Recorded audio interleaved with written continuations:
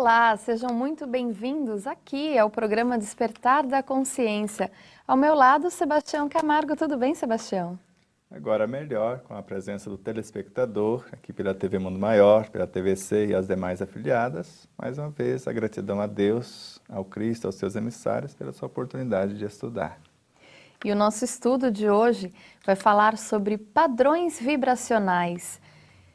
Quais são esses padrões? Existe algum segredo ou alguma técnica?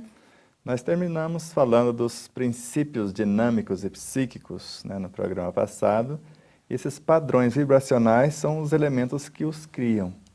A partir do momento que nós começamos a pensar, a sentir, a raciocinar, criar as ideias, expressar as palavras, nós vamos criando esses padrões dinâmicos e psíquicos que gerenciam as nossas vidas.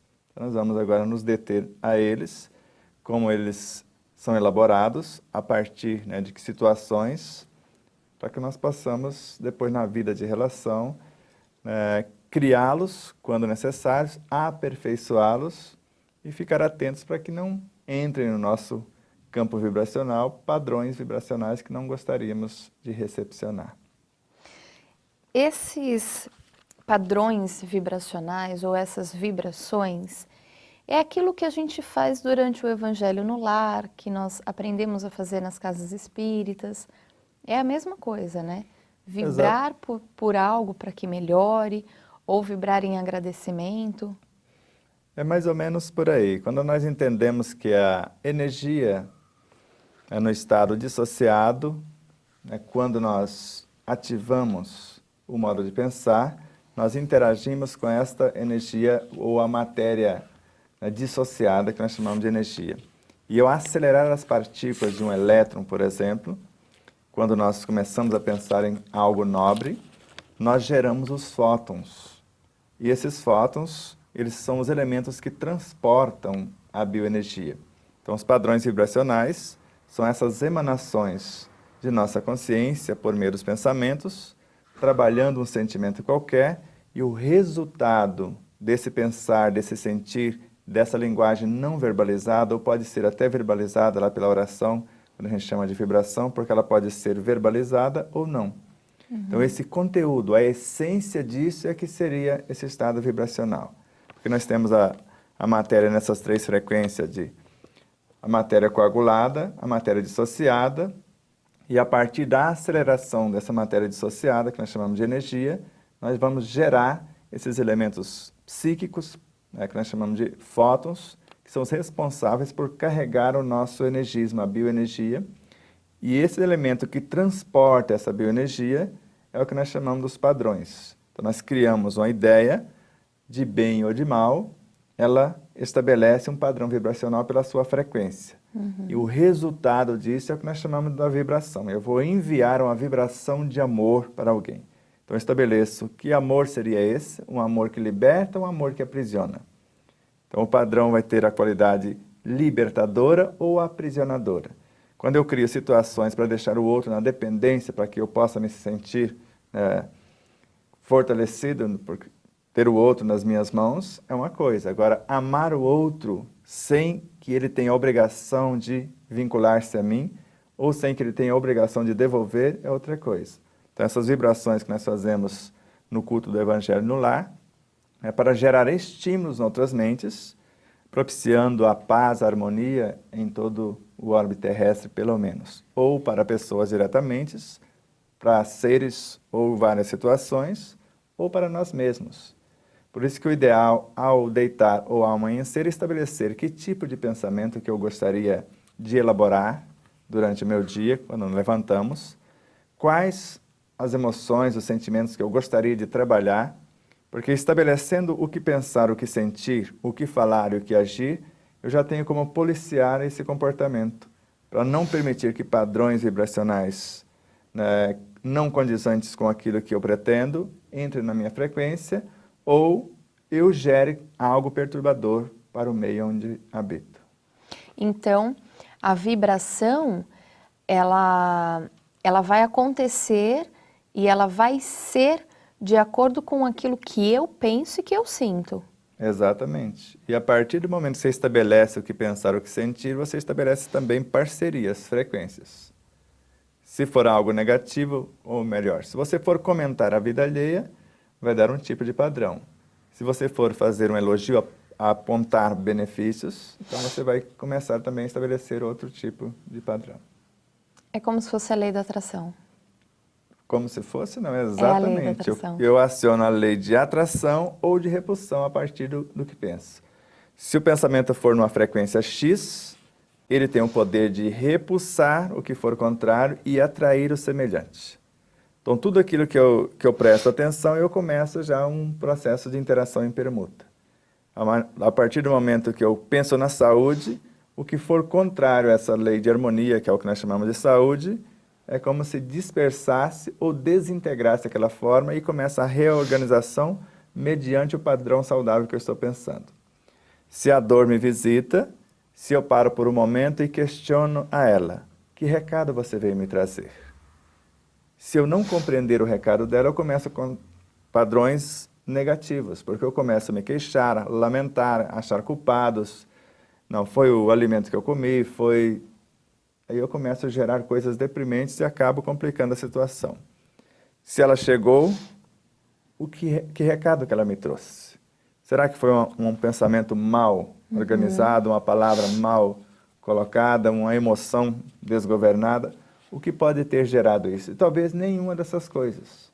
Talvez foi o que eu pensei a semana passada, um mês atrás, um ano atrás, um século atrás, um milênio atrás, e agora veio falar, você me criou, você quer que eu continue desse jeito ou você quer modificar-me? Exatamente, que é o que nós comentamos nos programas anteriores, né? Exato. A gente tem a liberdade de mudar, né?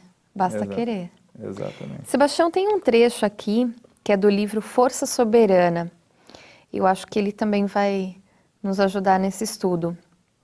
O trecho diz assim: a lei das permutas incessantes rege os relacionamentos entre todos os seres da criação, e no universo das ideias não poderia ser de outra forma.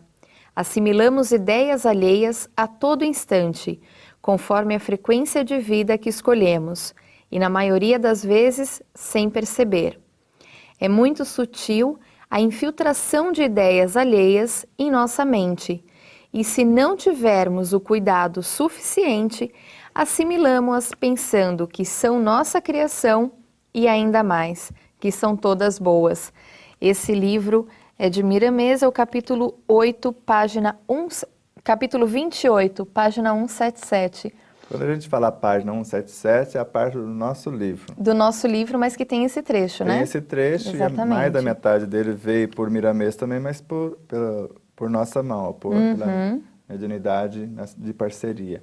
Só ao final, a partir da infiltração de ideias, que estaria realmente lá no Força Soberana. Você veja, esse alerta de Mira Mesa, né, isso é crucial para que a gente possa estar atentos.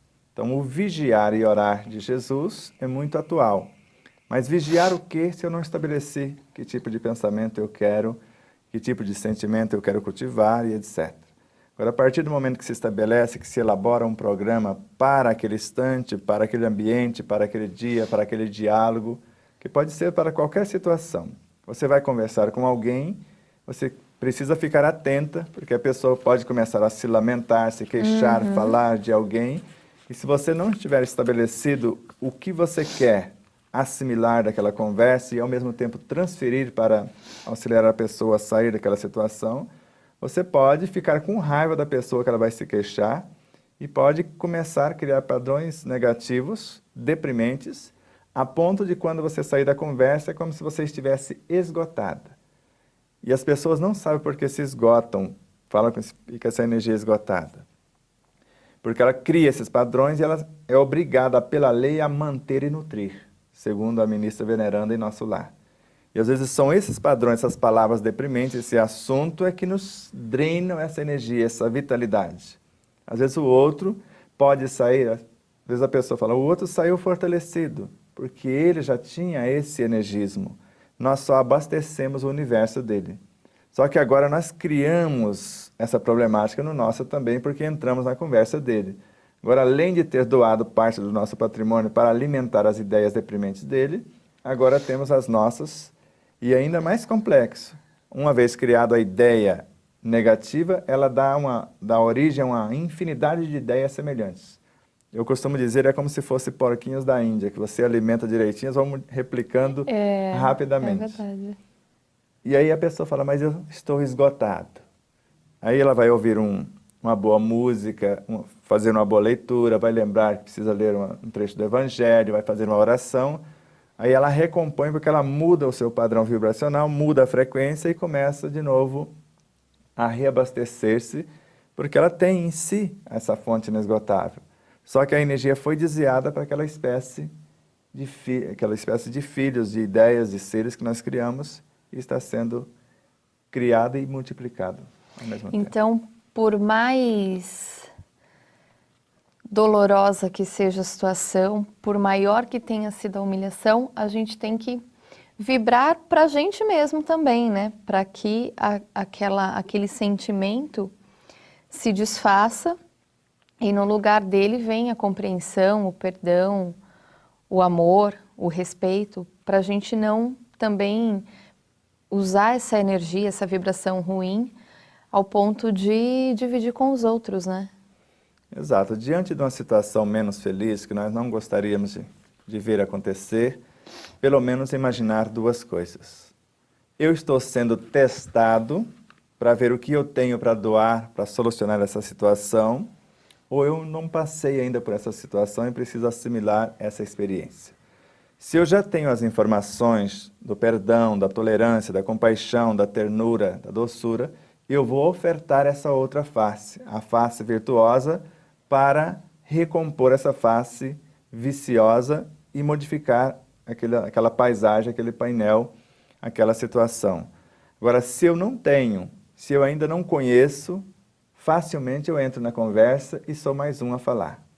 Eu não sei ainda, não li André Luiz na obra Conduta Cristã, onde ele fala, o mal não merece comentário em tempo algum. Ou, como nós falamos isso nos programas passados, ou a outra frase do Evangelho segundo o Espiritismo. Quem comenta o mal contribui para a sua expansão. Então, assume responsabilidade. Então, todas as situações menos felizes nos convidam a esse repensar. Se fosse eu que estivesse nesse lugar, ou no lugar do outro, ou nessa situação, então eu vou agir de forma, pelo menos, lembrando das 3 informações de Jesus que nós vamos falar no segundo bloco. Vamos colocá-las aqui. Orar pelos que nos perseguem e caluniam, fazer o bem a quem nos deseja o mal e amar quem nos odeia. Não é tão simples, mas vamos depois voltar à baila. Então, enquanto isso, a gente treina essas leis, né, de sobrevivência e toma um golinho d'água, a gente volta já já.